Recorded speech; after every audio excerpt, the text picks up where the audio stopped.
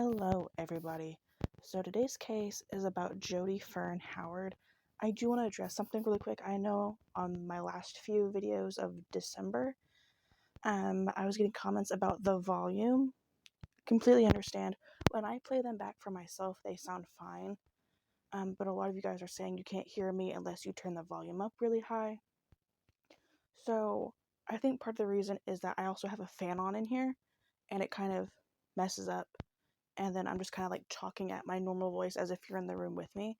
So I am trying to speak up louder like a lot of you guys are suggesting. So please let me know if the volume has changed, and if not, I'll try to start it out some more. This is still a learning thing for me. I'm working on trying to get some equipment to help, with volume and just the quality of the video in general. That is still a ways away, but I am going to try to do what I can to make it more just to make it better. So thank you for all of the suggestions and just letting me know, like, hey, like, I enjoy your content, but it needs to be like a little bit louder. So let me know if it's changed at all, and I'll keep trying to like make it better. Um, that being said, like I said, we're talking about Jody Fern Howard today. It is going to be a bit of a shorter video. I don't have a whole lot of information, but she has been on my list to talk about for a really long time. So all the links that I use for research will be down below like always, and let's go ahead and get into this. So she was a 28-year-old indigenous member of the Fort Peck, Assiniboia, and Sioux tribes living in Fraser, Montana. She was a mom to 4 sons and kept a close relationship with her immediate and extended family, which included 3 brothers and a sister who also lived in Fraser at the time. Her family says she was an outgoing and friendly person. One of her brothers said that she greeted everyone she knew. So, unfortunately, we have very limited information about the day she disappeared, and not a whole lot of information about her as well. This is a good time to mention that I also don't have a whole lot of photos of her. So you might see the same like 3 or 4 photos a lot throughout this video, so I apologize. I really could not find any. But there's such little information on this, so much so that many of the articles are almost worded the exact same way, and there's almost no extra information than what I'm giving you. So if you go to the articles to do some more research, I might sound like I'm copying it. That's because literally every article has the same information. So everything here is what I could find. So I apologize. I hate it. I wish there was more information on her. But let's go ahead and continue. She was last seen at the Town Pump gas station in Wolf Point, Montana on October 7th, 1991. Once she left there, no one heard from her again. Her family said it was unlike her to go long stretches without contacting them. Her aunt said that they were in contact regularly and saw her at least every other day. Despite this, her family didn't report her missing until November 10th, 1991, so a little over a month later.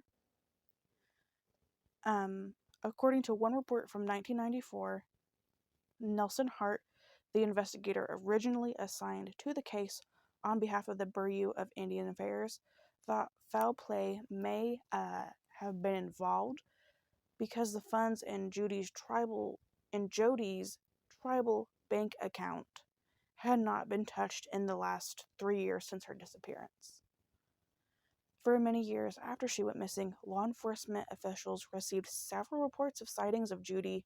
Why do I keep saying Judy? I'm so sorry. I have to keep telling myself her name is Jody, not Judy.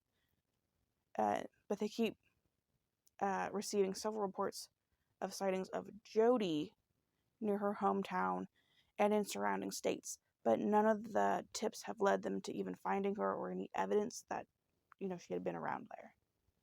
In 1995, 4 years after she has disappeared, police decided to examine the validity of a rumor that had been floating around saying that Jody had been killed and dumped into the Brockton Lagoon near Poplar, Montana.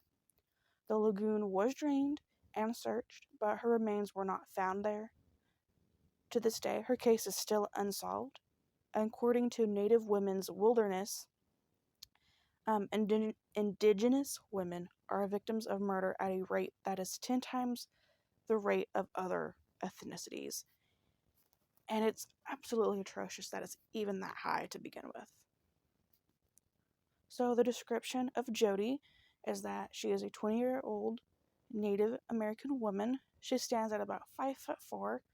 She's 125 pounds with black hair, brown eyes. For some reason, the description says she has very white teeth. I guess she just has very white teeth. A tattoo on one of the fingers on her left hand and a birthmark on the right side of her neck.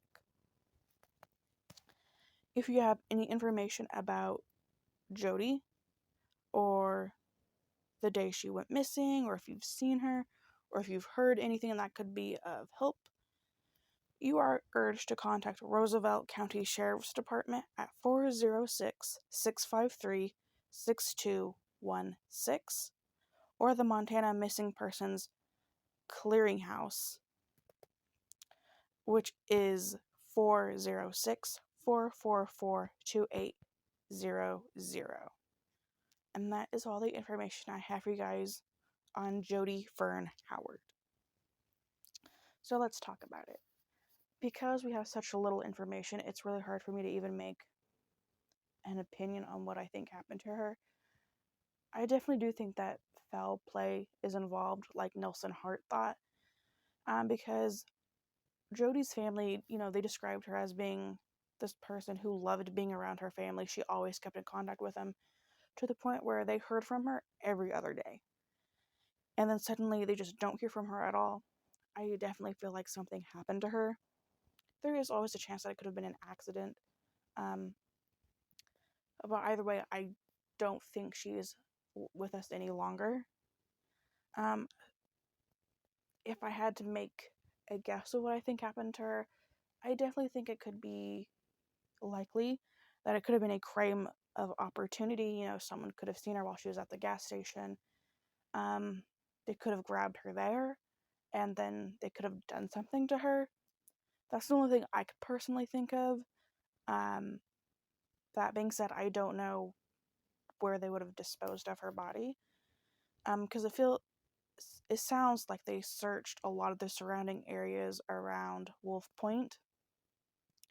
I don't know how true that is because it's pretty notorious in a lot of cases of Native American people that go missing or they're murdered. The police don't always do the best job, and they usually fumble the bag a lot.